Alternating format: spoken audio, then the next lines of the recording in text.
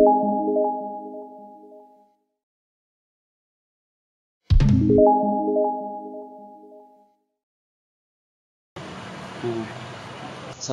warahmatullahi wabarakatuh. Oke, kita menunggu Ustadz Hasan, pengelola dari Tahfidzul Quran, Muhibbul Quran. Alhamdulillah beliau sudah datang ke sini. Assalamualaikum. Waalaikumsalam. Alhamdulillah kelihatannya kok tambah makmur ini. Kayaknya nggak ada black. Kayaknya nggak ada black ini. Alhamdulillah. Gimana Ustadz? Sehat? Alhamdulillah. Alhamdulillah khair. Ini kayaknya kita udah nggak bertemu berapa lama nih? Semenjak awal-awal kita pertemuan. Iya. Semenjak sering bertemu, jarang bertemu. Kayaknya udah anteng di sini jenengan. Kalau saya masih rihlah terus. Kalau jenengan kayaknya sudah anteng nih ya, di sini untuk mengelola Tahfidzul Quran, juga merupakan binaan dari Ustadz Abdul Aziz ya. Alhamdulillah. Dan ini diprakarsai oleh beliau Bapak Ishak Rifai. Alhamdulillah. Beliau sekarang sehat ya masih? Alhamdulillah sehat. Jadi ini saudara, ini adalah tempat di Subang, tempat yang dimana di sini adalah merupakan tempat untuk para penghafal Al-Quran, salah satu dari binaan dari Ustadz Abdul Aziz Ridwan. Kita mau nanya-nanya nih, nah, ini santai aja ya, santai ya. Kayaknya sore cerah, padinya hijau, masya Allah, luar biasa ini. Ini adalah merupakan karunia yang luar biasa. Ditambah lagi di sini adalah tempat yang luar biasa karena untuk menghafal wahyu Allah yang luar biasa. Ini dulu awalnya seperti apa, Tat? Awal-awal bisa sekarang seperti ini. Oke, bismillahirrahmanirrahim. Untuk awal, sebenarnya untuk awal dibangun ma'had, ini dulu awalnya sebelum ada keinginan dari beliau, yang kebetulan juga beliau adalah mertua saya sendiri. Alhamdulillah. Nah, itu sebelum ada keinginan untuk dibuat tempat untuk menghafal Al-Quran, karena memang sebelumnya beliau juga masih belum hijrah. Beliau memang karena background beliau yang sangat sibuk dengan pekerjaan. Nah, beliau dengan istri beliau memiliki cita-cita ingin punya rumah masa tua. Oh gitu, rumah masa tua. Rumah masa tua. Jadi memang sebelum hijrah dulu pemikirannya rumah masa tua, bagaimana nanti setelah pensiun dari pekerjaan beliau menjalani hidup yang tenang, hidup di tengah suasana pegunungan. Dan beliau juga cerita katanya pengen punya rumah masa tua yang di situ ada dekat dengan masjid sehingga ibadah bisa lancar. Kemudian setelah itu pengen punya tempat sosial, entah itu sekolah atau TPQ seperti itu. Nah, setelah saya menikah dengan putri beliau dan beliau menyampaikan cita-cita beliau itu, akhirnya di situ saya beri masukan kenapa tidak kita buat rumah tahfidz. Awalnya kita rencana rumah tahfidz. Rumah tahfidz, sekalian kita buatkan rumah tahfidz, di situ anak-anak kita bisa biayain anak-anak untuk menghafalkan Al-Quran. Karena sama-sama kita ketahui bagaimana kefadalan membiayai anak yang untuk menghafalkan Al-Quran. Kita akan mendapatkan pahala seperti halnya pahala yang dia dapatkan, tanpa mengurangi pahala dia. Subhanallah. Nah, di situ akhirnya ternyata sejalan dengan cita-cita beliau, dan alhamdulillah setelah mungkin sekitar tahun 2018-2019 mulai kita kita rintis untuk pembuatan rumah tahfidz. 2018. Oke. Pembuatan rumah tahfidz. Memang awalnya rumah di sini sudah tanah yang sangat luas, sekitar kurang lebih 3 hektar. Nah, itu memang hanya tanah kebun awalnya. Sawah kebun. Sawah, bagian sawahnya, bagian bawahnya kebun sawah, ya, sebelah sana ya. atasnya sawah, kebun. Nah, setelah itu ada satu villa yang sekarang jadi rumah utama. Nah, di situ, dan kalau kita lihat masjid, kemudian asrama itu awalnya kandang ayam. Oh, kandang ayam. Nah, Sekarang jadi kandang awalnya- manusia ya. Kandang ayam. Nah, karena memang dulu inginnya peternakan. Peternak. Setelah kita buat itu, kita rubah semuanya dari fondasi, kemudian bangunan, semua kita rubah jadi masjid, kemudian jadi pondok. Pondok. Ya, alhamdulillah kita sekarang sudah jalan sekitar 3 tahun. Oke. Ya, sekitar jalan 3 tahun dan ya alhamdulillah untuk jumlah santri sekarang sudah sekitar hampir 60 orang. Oke. Dan itu tidak hanya dari sekitar Jawa Barat, ada yang dari Toraja, pedalaman Masya Allah. Sulawesi, ada dari Balikpapan, ada juga dari yang banyak dari Flores. Masya Allah. Karena memang didasari dari kencangnya misi kristenisasi di Flores, dan itu adalah kampung dari beliau, dari mertua, dan akhirnya dari situ akhirnya tergugah keinginan kita untuk banyak mengambil anak-anak kita dari Flores. Oke. Jadi memang awalnya tadinya memang untuk masa tua, sehingga masa tuanya itu beliau itu tentram dengan lingkungan yang beliau inginkan kan gitu ya. Nah, kemudian alhamdulillah itu terwujud sekarang, yaitu dengan saya kira lebih dari yang dia cita-citakan kalau saya lihat. Iya, Masya Allah. Kalau dulu hanya pengen penting saya dekat masjid, ibadah lancar, ya kan, masa tuanya tenang, ya kan gitu. Nah sekarang malah dikelilingi para penghafal Quran, Masya Allah.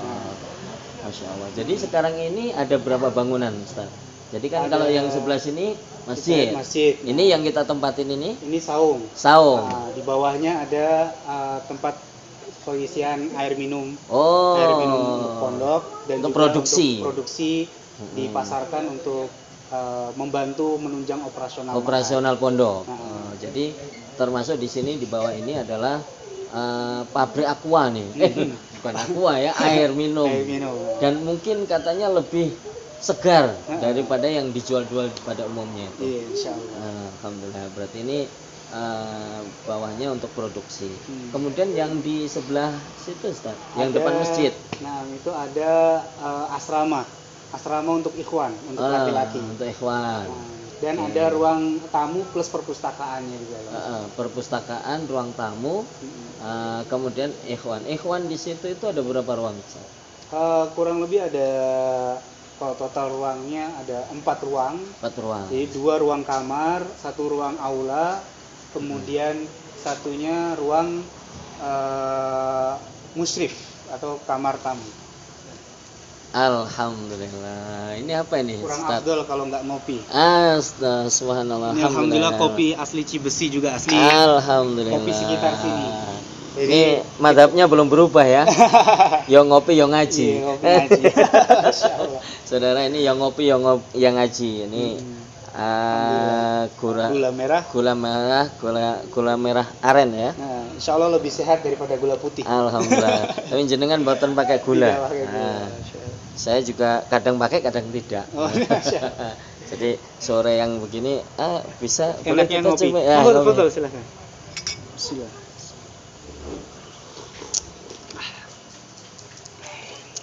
Alhamdulillah. Kalau ingat begini, ingat awal-awal kita dulu ya. Masya Allah. Bawa kopi, sebelum kajian kita ngopi-ngopi dulu, ngobrol santai. Alhamdulillah sekarang beliau dulu awal-awal kita rihlah. Beliau juga ikut-ikutan itu. Ikut bersama. itu kok bisa ikut dari Kediri bisa ikut kita dulu, awalnya gimana Ustaz itu? Ceritanya kok bisa tahu ikut rihlah. Apa memang di sana juga udah nggak ada kerja? karena kan awalnya jenengan itu salah satu ya GU ya, generasi ulama yang yang akan digadang-gadang untuk menjadi ulamanya kan gitu. Ulamanya Islam kita zaman waktu itu ya kan. Jadi Islam jamaah. Dan jenengan ini saya perkenalkan sedikit. Ini adalah Al Hasan, putra putri dari Nur Hasan. Jadi termasuk keturunan atau cucu dari Bapak Nur Hasan. Alhamdulillah beliau sudah sekarang ini sudah mulai ya ini layaknya seorang kiai mempunyai anak, pasti mereka kalau pada umumnya ya di Nahdiyin itu seorang ulama pasti anaknya punya pondok. itu yang saya lihat di Purwasri, di Kediri. Ulama dulu ada, saya kenal ulama Yai Badrus. Sekarang Badrus Soleh itu punya anaknya semua punya pondok. Di seberang kanan jalan, seberang kiri jalan. Itu ternyata anak-anaknya semua. Jadi sepatutnya lah kalau ulama punya anak juga ulama. Dididik menjadi ulama sehingga dia punya santri juga. Insya Allah seperti itu, Ustaz. Alhamdulillah. Nah, kita lanjutkan kembali setelah kita ngobrol nggak jelas ini. Setelah awal-awal hijrah itu, dulu kan jenengan masih lajang ya. Iya. Nah, itu bagaimana itu awal dari pertemuan sehingga jenengan terus menikah, sehingga jenengan menemukan tempat yang ternyata di sini gitu. Iya, seperti apa qadar itu terjadi? Masya ya, alhamdulillah dulu seperti yang disampaikan beliau Pak Gufron, jadi saya termasuk alhamdulillah bisa ikut perintisan rihlah ini bersama Ustadz Abdul Aziz. Karena memang kalau beliau mungkin nanya, kalau jenengan nanya gimana ceritanya bisa ikut bareng-bareng. Karena memang kebetulan Ustadz Abdul Aziz itu beliau adalah paman saya sendiri. Paman secara langsung, dan kebetulan saya juga termasuk yang beliau bimbing dalam sebuah program di Islam Jamaah, program pengkaderan ulama yang namanya Generus Ulama waktu itu. Dan di Generus Ulama memang oleh Ustadz Abdul Aziz, Ustadz Khalil Bustami, Ustadz Abdullah Mas'ud, itu memang kita semua diajarkan muqarrar atau kurikulum yang ada di Ma'had Haram. Masya Allah. Setelah itu yang kurang lebih sekitar 5 tahun kita diajarkan. Setelah itu, mulai setelah 5 tahun saya mengikuti program tersebut, mulai diterjunkan untuk mengajar di pondok di Kediri itu. Nah, setelah itu mengajar, nah qadarullah setelah beliau mulai dinonaktifkan, nah saat itu berhubung saya muridnya, ya ikut dinonaktifkan juga akhirnya. Jadi kalau ini guru pola, murid keprada. Ikut-ikutan kena. Kalau gurunya kena, muridnya kena juga. Nah, Masya Allah. Itu kurang lebih sejarah singkatnya sampai akhirnya setelah beberapa hal kejadian, kemudian hal yang kita lewati di dalam Islam Jamaah itu, akhirnya ya di situ bersama dengan beliau-beliau guru saya kita sepakat intinya untuk keluar dari Islam Jamaah. Nah setelah itu tidak lama baru alhamdulillah Allah mempertemukan saya dengan jodohnya. Nah alhamdulillah kemudian menikah setelah itu. Masya Allah. Itu jadi, kurang lebih singkatnya. Singkatnya aja ya. Jadi mendapat sebuah kenikmatan di tengah badai. Masya Allah. Masya Allah. Jadi badai terasa sunyi, tidak terasa badainya karena nikmat dari Allah. Masya Allah. Jadi insya Allah ini berarti udah kan nggak ada tanda-tanda deblek ya gitu di sini. Bercanda-canda, badannya bisa tetap ngopi tetap terus. Membimbing para santri dengan tulus. Insya Allah saya lihat kok ya mobilnya bagus-bagus, motornya bagus-bagus, saya jadi bingung ini. Di istidrot tengah, mungkin, kalau kata mereka istidrot. Ya sudahlah, terserah lah, mau istidrot mau deblek, itulah urusan Allah itu ya. Jadi kalau saya lihat harusnya yang namanya arti dari istidrot itu kan ada. Nah, kalau bahasa Jawanya pengelulu. Pengelulu itu artinya semakin diberi, dia semakin tambah kekufurannya. Sahih. Semakin ya, jauh ya. dari semakin Allah. Jauh dari bimbingan Rob kan gitu ya. Nah, tapi ini jenengan tambah bimbing anak-anak untuk menghafal Quran. Quran adalah kalam Allah. ini kalau saya bilang istijrot salah juga ya, nggak tepat ini rumusnya itu nggak tepat. Harusnya sampean kalau istijrot ya mobilnya bagus, motornya itu buat off-road terus ya kan gitu. Itu baru istijrot gitu ya. Bukan buat kajian. Bukan buat kajian. Nah, ini salah ini. Entah salah yang di mana ini ya. Yang salah yang mana kita nggak terlalu ngurusin. Nggak ngurusin lah. Kita ngurusinnya ke depan semakin baik ya. Jadi untuk saya tanya kembali nih, Ustadz, jenjang atau program kedepannya apa nih? Kan sekarang ini anak yang di sini pertama yang mulai dari SMP, SMA ya. Kemudian sekolahnya seperti apa? Kemudian nanti kelanjutannya seperti apa? Untuk program secara selanjutnya memang kita sebagai manusia hanya bisa merencanakan ya Pak. Siap, ya. Kita hanya bisa merencanakan dan harus merencanakan. Harus kita rencanakan untuk kata Ustadz Aziz itu. Allah saja setiap hari dalam keadaan usaha, masa hambanya tengok-tengok ini. Jadi rencana wajib berarti kan. Kita merencanakan bentuk ikhtiar kita, adapun hasil yang kita dapatkan nanti kita pasrahkan semua sama Allah. Siap. Memang alhamdulillah dari program untuk jenjang sekolah kita ada dari SMP dan SMA. Cuman prioritas kita bukan di sekolah formal. Karena prioritas kita di sini ke program tahfidnya mereka. Program tahfid, kemudian pembinaan karakter mereka, bagaimana mereka bisa menjadi generasi yang rabbani, generasi Qur'ani yang sesuai dengan manhajnya para salafus saleh. Nah, di situ selain memang program prioritas kita di sini adalah program tahfidzul Qur'an. Makanya kita targetkan anak-anak di sini untuk program yang paling lambat anak-anak yang SMP baru belajar menghafal Al-Quran, bahkan baru belajar membaca Al-Quran. Jadi nggak ada saringan tes dulu? Nggak ada saringan tes, karena kita memang mendidik mereka dari nol. Dari nol, Masya Allah. Kalau ada saringan itu enak itu, targetnya jelas. Iya. Kalau ini kayaknya targetnya agak-agak berat nih. Iya, ya. Karena kalau kita pilih-pilih kasihan anak-anak. Mereka dari rumah sudah pengen menghafal Al-Quran. Ternyata dieliminasi ya. Masa tereliminasi karena mereka kurang mampu, padahal kan memang di sini kan mereka untuk mendidik mereka. Itulah. Nah, di situ. Nah, alhamdulillah dari setelah kita berjalan program, kita targetkan dari mereka minimal dalam 1 tahunnya 7 juz. Justru malah mayoritas mereka bisa lebih. Ada yang dalam 1 tahun itu bisa sampai 10 juz. Masya Allah. Itu Masya Allah, kita juga kaget. Dan yang lebih Masya Allah lagi itu selain mereka menghafalkan lafaz, mereka juga menghafalkan arti, Pak. Masya Allah. Dan itu yang sebenarnya ya walaupun sebenarnya tidak boleh ya, saya sebagai pengelola, saya yang membuat program, tapi saya meragukan program saya kan sebenarnya nggak boleh. Cuman saya mikirnya dulu saya menghafalkan Al-Quran dan arti itu kan karena memang saya belajar bahasa Arab.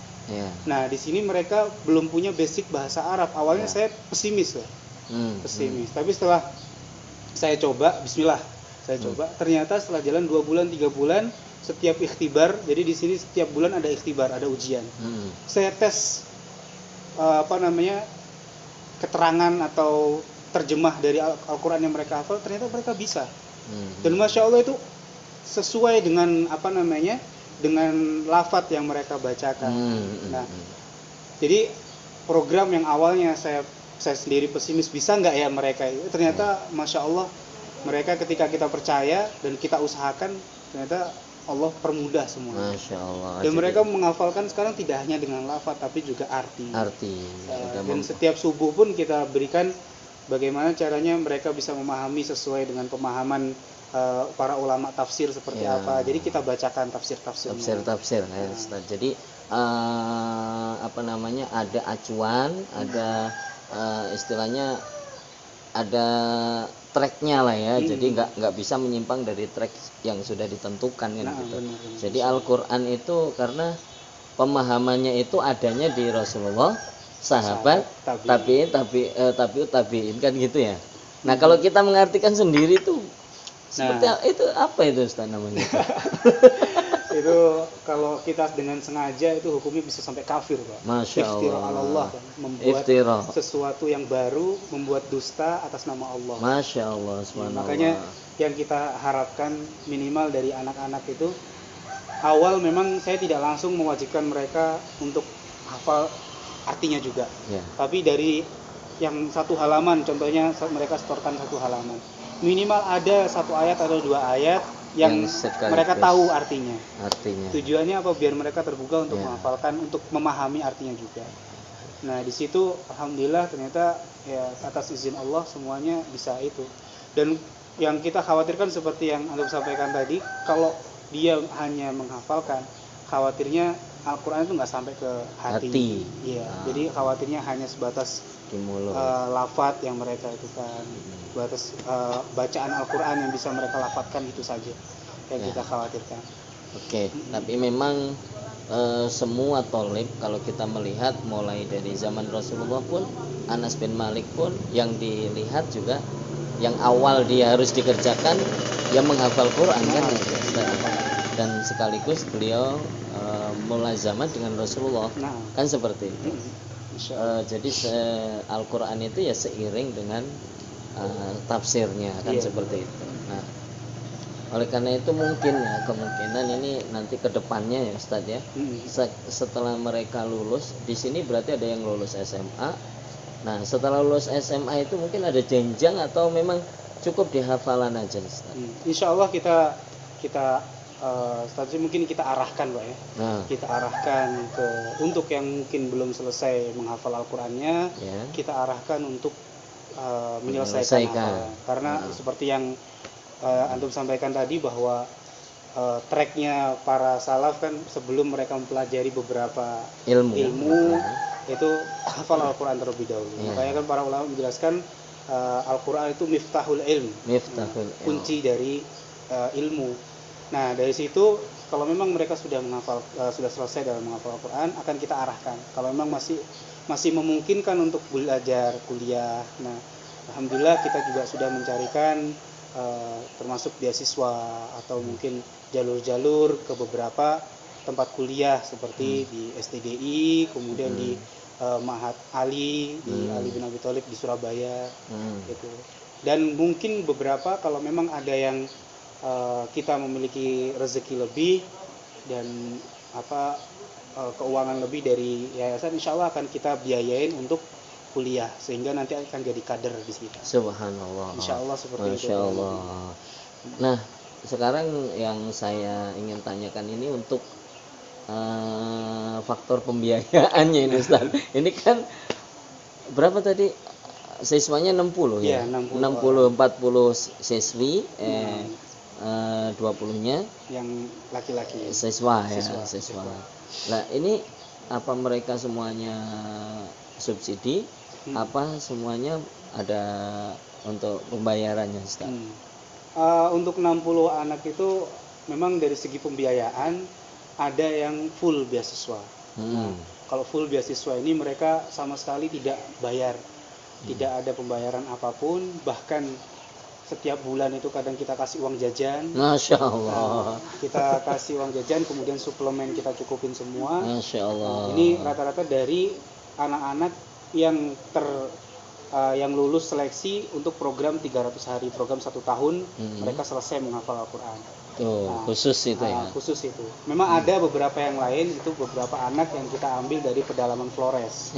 Nah, itu memang karena saking banyaknya kencangnya misi kristenisasi yang itu harus segera kita bendung, ya gitu kita ambil anak-anak dari sana, kita biayain 100% beasiswa, dan insya Allah setelah selesai mereka menghafalkan Al-Quran, mereka akan kita kirim kembali ke sana untuk mengajar di minimal di rumah tahfidz atau di tempat TPQ.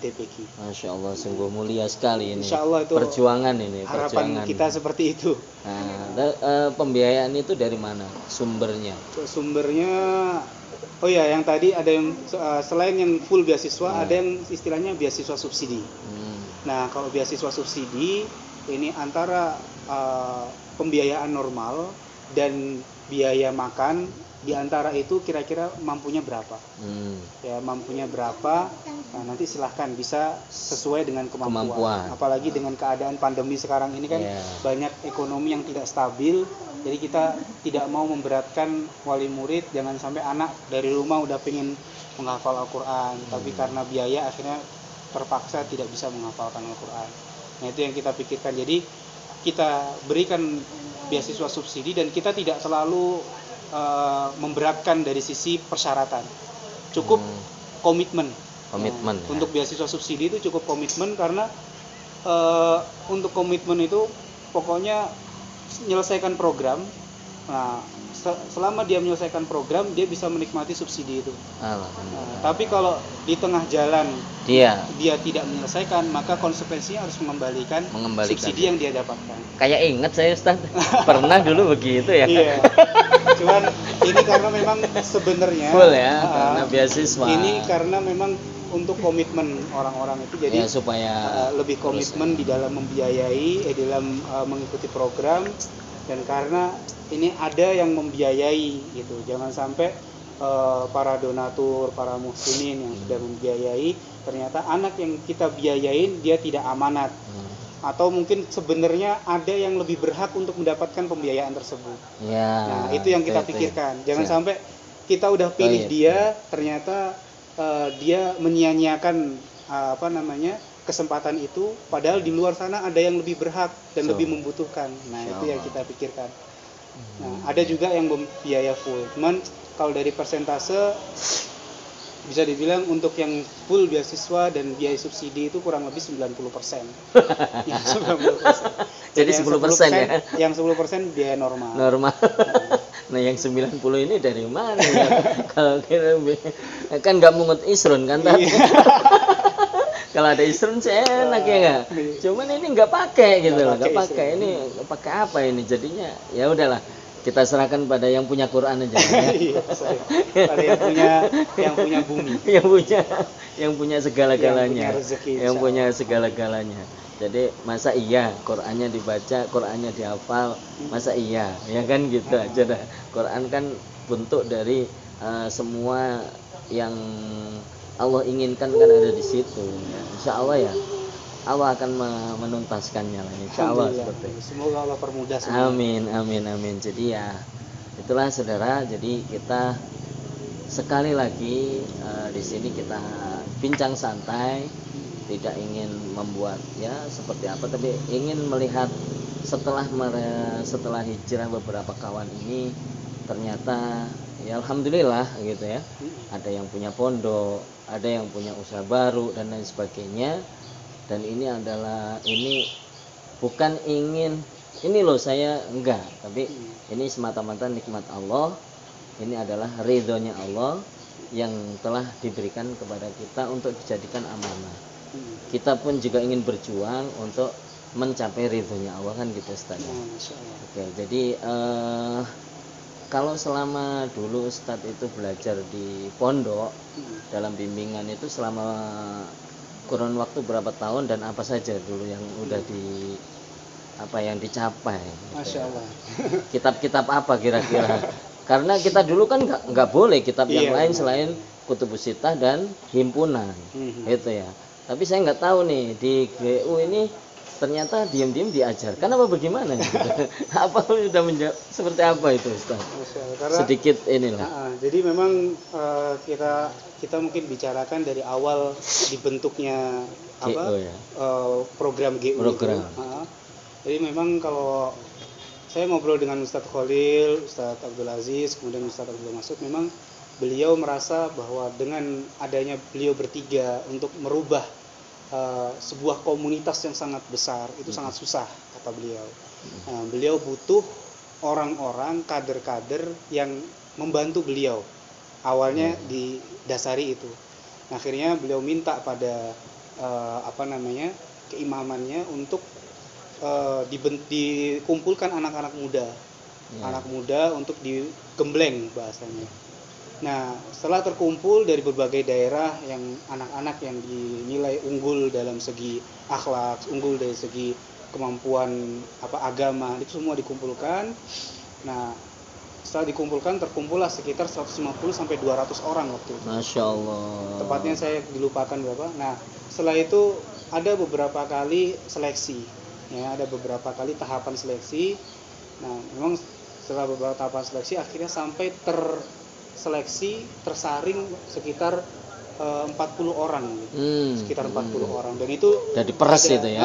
Ada dari 3 tempat. Iya. Ada di Gading, Kediri, dan Kertosono. Nah, Ya, setelah itu mulailah kita yang belum jadi mubalek disuruh segera jadi mubalek. Termasuk saya dulu berhubung masuk program ya. Itu masih umur 15 tahun insya Allah, masih SMP, langsung jadi mubalek. Langsung jadi mubalek, kemudian kita kejar mubalek. Setelah itu selesai kita kejar menghafal Al-Quran. Nah, jadi tidak langsung kita diajarkan materi dari Ma'had Haram itu enggak. Nah, setelah selesai menghafal Al-Quran, ada beberapa yang selesai, ada beberapa yang tidak. Nah, karena mungkin ibaratnya udah capek seleksi, khawatir habis orangnya, jadi ya udah yang ada aja gitu semua, langsung diajarkan materi-materi di Masjidil Haram. Masya Allah. Nah, karena memang targetnya dulu sebelum ada badai, nah itu negara api menyerang. Itu targetnya anak-anak GU ini diberangkatin ke Saudi semua, ke Ma'had Haram semua. Untuk belajar di sana. Nah, untuk mempersingkat waktu karena di sana biaya nggak sedikit, nggak murah, untuk mendapatkan visanya saja perlu ratusan juta, belum nanti pembiayaan selama di sana. Jadi akhirnya untuk persiapan ada di Kediri dulu. Disiapkan materi-materi yang kurang lebih waktu itu tingkatan untuk sanawi, ya mutawasid waktu itu, diajarkan semua materinya. Nah, nanti ketika sudah ada waktunya baru dikirim sedikit demi sedikit. Jadi emang target beliau bertiga ini luar biasa ya. Masya Allah, jadi untuk memperbaiki sebenarnya benar. Salah kalau mereka mengatakan mengacak-ngacak, menghancurkan, itu sebenarnya salah. Kalau dilihat dari situ aja udah jelas gitu ya. Tahapannya mereka jelas. Dimulai supaya nggak membebani banyak biaya. Diajarkan dulu di Kediri agar di sana nggak terlalu lama gitu ya. Tidak terlalu lama. Jadi targetnya itu bisa sampai sanawi itu kan 3 tahun, setelah itu langsung kuliah. Nah, jadi nggak sampai 10 tahun. Tapi kalau dari awal itu bisa sampai 10 tahun. Nah, jadi dipangkas gimana caranya, minimal 7 tahun. Ya 3 tahun, kalau bisa syukur-syukur bisa langsung kuliah. Sampai akhirnya setelah kita selesai dibelajarkan materi untuk yang mutawasid itu, materi-materi semua udah kita ajarkan. Ada pemberangkatan awal waktu itu 4 orang, termasuk saya yang mau diberangkatkan waktu itu.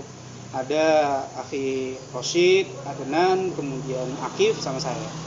Nah, qadarullah pada saat itu tidak bisa karena kendala di visa waktu itu. Visanya karena visa pekerja. Ya, saya belum cukup umur, saya masih umur 20 berapa waktu itu, minimal 25 tahun. Untuk visa kerja. Terus akhirnya saya tidak bisa berangkat, qadarullah tidak bisa berangkat. Nah, yang dulu teman 3 orang ini tetap berangkat. Nah, akhirnya saya tetap di itu, dan itu kan untuk ngajar waktu itu. Ngajar di Ma'had, di pondok. Nah, ada sedikit kisah kenapa bisa saya akhirnya terbuka pemikiran. Memang dari sebelum diajarkan atau mungkin saat awal-awal diajarkan materi di Ma'had Haram itu, memang udah banyak hal-hal baru yang kita dapatkan. Karena kita di situ kita mulai yang awalnya kita nggak mengenal fikih sama sekali, kita diajarkan kitab Umdatul Fiqh. Umdatul Fiqh itu fikih Hambali waktu itu. Nah, kemudian untuk hadis kita diajarkan Umdatul Ahkam.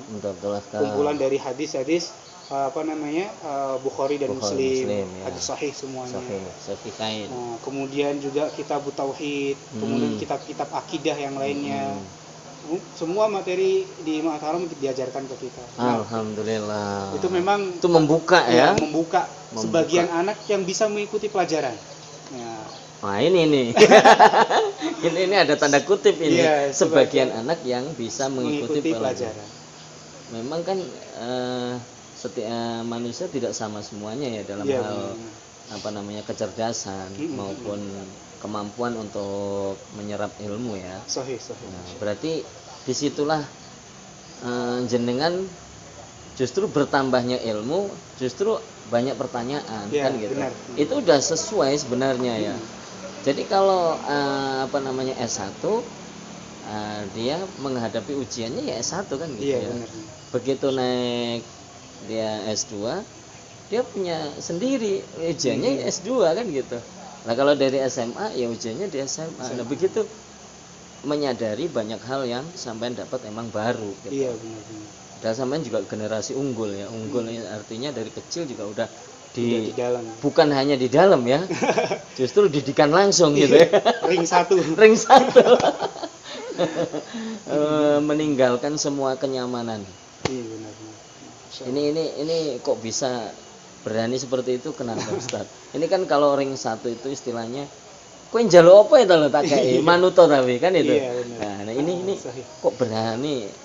Padahal sampean masih muda. Anak muda itu tidak terlepas dari jiwa muda kan. Iya, gitu. benar. Mengejar kesenangan, kepuasan. Nah, kok sampean iso Masya berontak dari Iya. kesenangan dan kepuasan yang banyak rata-rata orang justru terjerumus di sana, anak muda gitu. Iya. Memang ya alhamdulillah semua ya atas izin Allah. Izin Allah. Atas izin Allah dan atas kekuatan juga yang Allah berikan memang. Dan memang seperti yang jenengan sampaikan tadi, ketika banyak belajar hal-hal yang baru pasti akan timbul banyak pertanyaan. Ya. Kenapa? Karena banyak yang nggak sesuai dengan apa yang kita yakini. Yakini selama ini.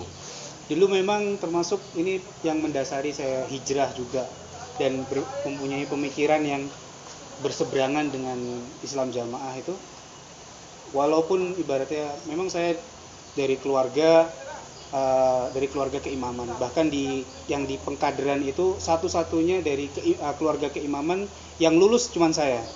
Walaupun waktu itu dari 150 hampir 200 itu ada sekitar 10 sampai 15 orang yang ikut program, tapi semua tidak lulus. Hanya saya yang lulus. Jadi ini ya. Cuman saya saja dari keluarga keimaman itu. Bahkan amirnya itu sering ketika di forum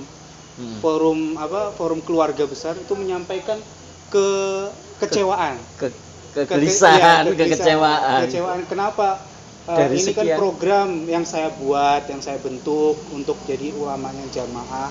Nah, kenapa kok dari sekian yang bahkan beliau sebutin namanya satu-satu, kok nggak ada yang masuk, kok cuman Hasan aja yang masuk, ini kenapa? Masya Allah. Itu sampai seperti itu. Bahkan Allah alam itu kenapa sampai beberapa kali di acara peresmian apa itu Pak Amirnya itu sering tiba-tiba manggil saya, sini suruh duduk sebelahnya. Masya Allah. Ini kayaknya dicalonkan. Ada dicalonkan ini. Allah alam kalau itu. Putra mahkota ini bisa-bisa. Nah itu sering seperti itu. Allah alam maksudnya apa? Kode itu. Cuman dari situ kebanggaan sebenarnya. Saya merasa saya mempunyai tanggung jawab. Karena yang merintis, yang membentuk Jamaah Islam Jamaah itu kan dulu 3 orang, Pak. Yeah. Pak Nur Hasan, Pak Bahran, itu dan Pak Nur Asnawi. Pak Nur Hasan dan Pak Bahran sama-sama kakek-kakek saya juga semuanya. Oh gitu. Kakek Pak langsung Bahran? semua. Pak Bahran juga. Bapaknya Pak Yusuf. Oh, Pak Bahran. Oke. Ya. Itulah kenapa nama saya Bahrul Hasan. Oh. Itu Bahran dan Hasan. Oh, Nur Hasan. Satu, ya. Masya Allah. Jadi Bahrul Hasan nama saya. Kak sudah jadi imam teman-teman. Nah itulah kenapa nama saya. Nah dari situ saya merasa punya tanggung jawab yang besar, Pak. Jadi justru itu panggilan ya. Saya udah diposisikan seperti itu, berarti saya punya tanggung jawab besar. Nah ketika itu saya melihat fenomena di luar, kok banyak orang-orang jamaah. Kita kan ini udah paling bener, nggak ada yang lebih bener daripada kita. Yeah. Kenapa kok malah banyak yang keluar? Nah itu pertanyaan besar buat saya dan ini panggilan buat saya. Kenapa kok kayak gitu? Kita ini paling bener loh. Dan saya ini disiapkan jadi ulamanya Jamaah. Saya harus bisa bantah ini. Yeah. Orang saya bener, kenapa saya takut untuk menyuarakan kalau kita paling benar. Yeah. Jadi siap untuk berdebat dengan siapapun gitu. Yang keluar-keluar itu terutama ya. Terutama itu saya cari dalil-dalil. Apalagi waktu itu fenomenanya keluarga besar dari abah saya yang ada di Batu Malang itu pada keluar semua. Murtad kabeh. Murtad dari jamaah. Dari itu. Nah, keluar semua, saya mikir saya harus bisa ngembaliin mereka semua, harus bisa. Nah, itu tobatnya itu katanya itu. Iya, makanya harus bisa ngembaliin mereka Harus semua. bisa. Ini gimana caranya? Karena tanggung jawab sampean kan gitu. Akhirnya dengan pembendaraan ilmu yang saya dapatkan dari materi Mahkarom, belajar bahasa Arab, belajar baca kitab, saya cari semua dalil-dalil gimana caranya untuk bantah orang-orang yang terpengaruh. Masya Allah. Nah, itu saya cari semua. Sampai akhirnya saya datang ke rumah saudara saya itu untuk mendakwahi kembali. Itu kumpulin ya. Sebulan ada 2 kali mungkin saya datang ke Malang naik motor. Saking sayangnya ya. Harapannya biar balik. Nah, ternyata setelah saya nyampein hujah saya, argumentasi saya, kok saya jadinya kayak orang bodoh malahan. Saya dibilang, udah kamu belajar aja dulu. Nah, padahal perasaan saya udah paling benar. Kuat ya. Iya. Ilmunya banyak itu. Ya, makanya paku bumi gitu.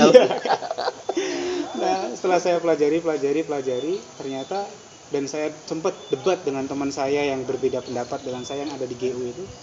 Akhirnya, oke lah, kita sepakat dengan teman saya cari argumen sebanyak-banyaknya, saya juga cari argumen, ya ibaratnya teman saya argumen yang menyerang jamaah. Jadi kumpulin semua argumen-argumen orang-orang yang terpengaruh, dan saya ngumpulin argumen-argumen untuk membantah. Nah, setelah itu saya kami datang ke Ustadz Abdul Aziz, kita diskusi. Nah, teman saya membacakan semua argumen-argumen. Nah, dan ternyata dibenarkan oleh Ustadz Abdul Aziz waktu itu. Nah, dan saya langsung, terus argumen yang saya dapetin ini gimana? Saya bacakan semua. Nah, ternyata jatuhnya argumen saya ini justru malah ternyata pembenaran. Masya Allah. Bukan cari kebenaran. Membela jamaah dengan membabi buta ibaratnya. Masya Allah. Akhirnya dari situ baru saya sadar, baru saya terbuka bahwa kita belajar ini yang benar. Bukan mencari pembenaran, tapi mencari kebenaran. Nah, akhirnya dari situlah mulai saya banyak belajar dari beliau. Dan saat ngajar itu sedikit-sedikit saya selip-selip ke anak-anak, dan alhamdulillah beberapa murid saya di pondok kita ada yang hijrah juga, alhamdulillah.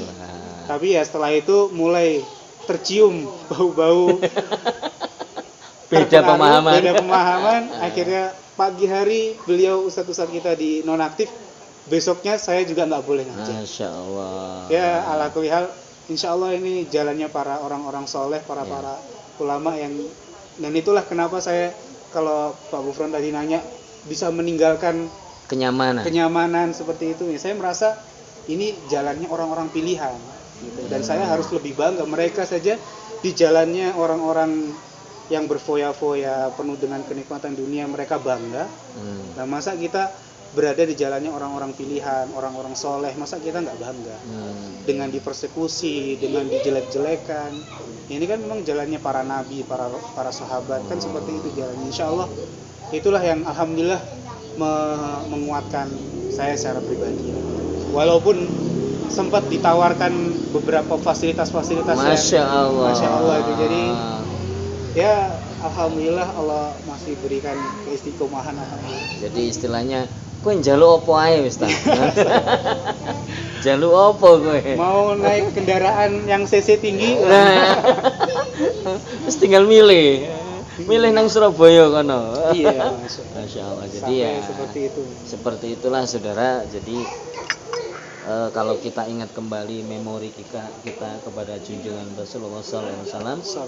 Jadi Rasulullah itu kenapa kok begitu menikmati, ya toh? Kenapa diludahin malah syukur? Kenapa dilemparin batu beliau tidak menyurutkan perjuangannya? Karena itulah beliau menikmati. Jadi kenikmatan bagi kita itu beda dengan kenikmatan bukan beliau. Iya, benar. Nah, cobaan bagi kita jauh berbeda dengan beliau. Iya, benar. Nah, sehingga kalau beliau itu sebuah musibah itu adalah sebuah nikmat, sehingga selalu bersyukur atas segala cobaan. Iya. Nah, inilah maka butuh suatu ilmu yang lebih mendalam lagi. Kita ini masih sangat awam tentang ilmu. Jadi kita baru mempelajari beberapa hal sudah berani menghukumi orang lain. Ini sungguh luar biasa. Luar biasa bodohnya gitu maksud saya. Jadi kalau ada keajaiban dunia ke-20 mungkin ini salah satunya. Jadi orang awam istilahnya Pak Habibie itu udah jagonya bikin pesawat. Ada anak TK bawa pesawat-pesawatan, ini loh pesawat yang asli gitu ya. Tapi Pak Habibie enggak terus, oh, kamu boblok enggak, oh bagus nak, teruskan kan gitu. Nah itu dikiranya beneran. Nah mungkin itu yang terjadi. Iya benar. Oke. Insya Allah cukup Ustaz, mungkin kita sambung lagi kapan-kapan waktu. Insya Allah. Atas semua hidangannya, tadi sudah makan siang, sekarang udah bertempat di jujukan, ada ternyata juga punya jujukan ya. Tapi saya nggak bawa surat sambung Ustaz, ya nggak apa-apa ya. Kalau mau sih langsung ke Allah aja. Sini cukup salaman, assalamualaikum, kami orang muslim, selesai. Alhamdulillah, jazakallah khair. Semoga sedikit perbincangan santai ini Allah memberikan banyak manfaat dan berkah bagi pemirsa atau yang mendengarkan, sehingga membuat menjadikan buat kita tambahan pahala. Dan bila dalam ucapan kok menjadikan banyak mudarat, mudah-mudahan Allah memaafkan. Oke, jazakallah khair. Mudah-mudahan Allah selalu memberikan manfaat dan barokah. Cukup sekian. Assalamualaikum warahmatullahi wabarakatuh. Waalaikumsalam.